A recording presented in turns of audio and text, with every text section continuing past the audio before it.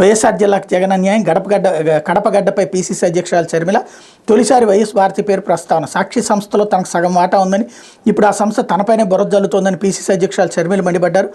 ఆస్తిలో జగన్కు తనకు సమాన భాగం ఉండాలని తమ తండ్రి వైఎస్ఆర్ నిర్ణయించారని పేర్కొన్నారు. సోమవారం కడపలో జరిగిన వైఎస్ఆర్ అన్నమయ్య జిల్లాల కాంగ్రెస్ పార్టీ విస్తృత స్థాయి సమావేశంలో షర్మిల మాట్లాడారు. తెలంగాణలో నాతో కలిసి పనిచేసిన వాళ్ళకి సాక్షి సంస్థ నుంచి ఫోన్లు చేస్తున్నారు, నా గురించి వ్యతిరేకంగా మాట్లాడాలని అడుగుతున్నారు. అన్నింటికే కాలమే సమాధానం చెప్తుంది. అన్ని కథలో చూస్తా.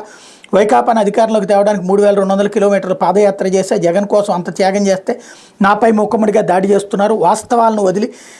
వాస్తవాలను మరిచి సాక్షిపత్రిక ఇష్టం వచ్చినట్టు వార్తలు రాస్తోంది. వైకాపా నాయకులు ఏం చేసినా, సాక్షిపత్రిక ఏం రాసినా భయపడే ప్రసక్తే లేదు, వెనక్కి తగ్గేదే లేదు అంటూ ఇటీవలే ఒక జోకర్తో ఆ ఛానల్ వారు మాట్లాడించారు. జగన్ జైల్లో ఉన్నప్పుడు నా భర్త అనిల్ సోనియాను కలిసినట్టు ఆయనతో మాజీ రాష్ట్రపతి ప్రణబ్ ముఖర్జీ చెప్పారట. జగన్ బయటికి రానివ్వద్దంటూ ల్యాబింగ్ చేశామట.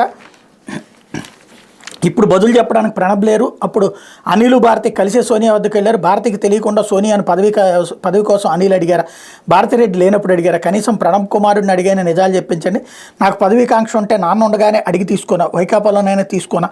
మీకోసం నేను ఎందుకు పాదయాత్ర చేస్తాను, నా కోసం నేను చేసుకునేదాన్ని అంటూ ఆవిడ ఇచ్చినటువంటి స్టేట్మెంట్ ఇక్కడ ప్రధానంగా హైలైట్ చేశారు. లేకపోతే అక్రమాలకు